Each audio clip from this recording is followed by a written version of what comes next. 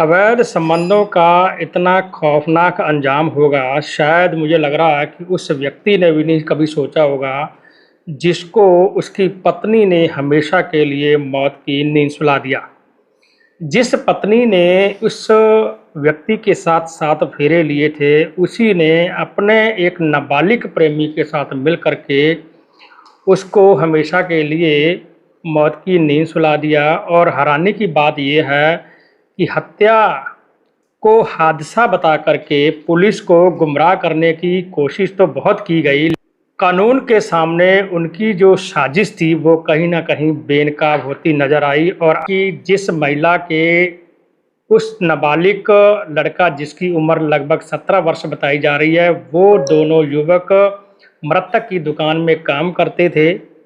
मैं उस महिला की तस्वीर भी आपको दिखाऊंगा। और बड़ी बात यह है कि जिस युवक के साथ महिला के संबंध थे, उनका उन मृतक के घर आना जाना था, जिसके चलते इन अवैध संबंधों ने उस एक बेकसूर व्यक्ति की जान ले ली। इस पूरे मामले को रुद्रपुर एसएसपी उधम सिंह नगर ने मीडिया के सामने खुलासा किया। आइए आपको उन्हीं के द्वारा इस पूरे मामले खुलासे को सुनवाता हूँ।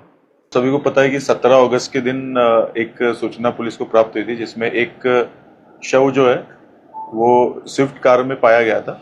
सड़क के किनारे गाड़ी अनियंत्रित अवस्था में खड़ी थी। तो उसमें शुरुआत में जो हमारे पास सूचना आई थी वो रोड एक्सीडेंट की आई थी। तो हमारी पुलिस टीम ने मौके पे पहुंचते हुए उस शव को वहां से बरामद किया और उसकी शिनाख्त जो है संजीव कुमार के रूप में हुई, जो कुंडेश्वरी क्षेत्र काशीपुर के रहने वाले हैं।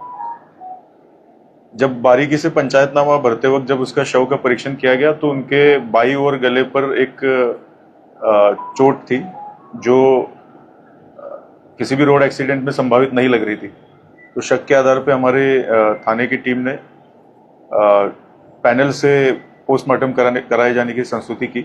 उस आधार पर पैनल से पोस्टमार्टम कराया गया, जिसमें वो गन शॉट इंजरी पाई गई।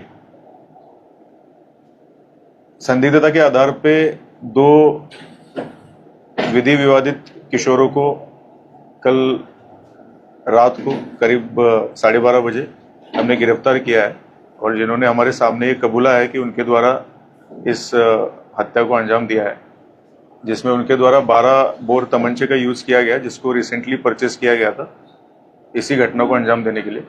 और 16 तारीख से उसमें से एक विधि विवादित किशोर का जन्मदिन था, तो उसको मनाने के लिए रामनगर की तरफ गए हुए थे और उनका प्लान रामनगर की तरफ ही घटना को अंजाम देने का था, लेकिन किसी कारणवश वो नहीं दे पाए, तो इसको फिर काशीपुर क्षेत्रांतर्गत अंजाम दिया गया।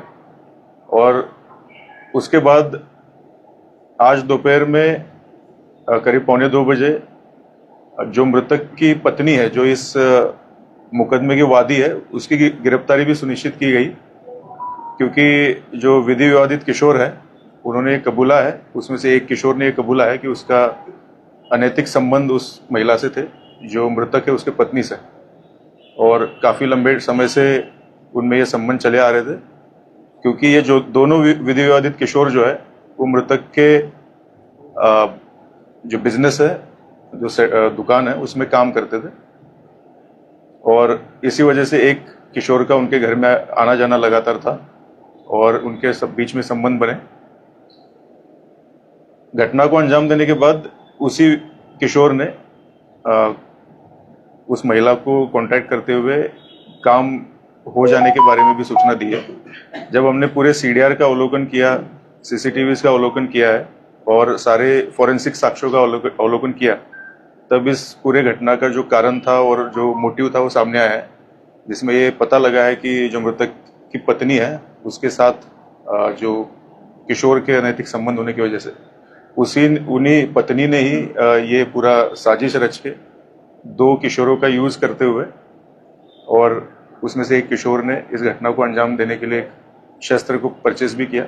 इससे पूर्व में भी इनके द्वारा एक बार प्रयास किए जाने के संदर्भ में इन्होंने पूछताछ में बताया, जिसके बारे में अधिक जानकारी की जा रही है। फिलहाल दोनों जो किशोर है उनको जुवेनाइल जस्टिस बोर्ड के सामने पेश किया गया और महिला को न्यायिक हिरासत में भेजा जाएगा।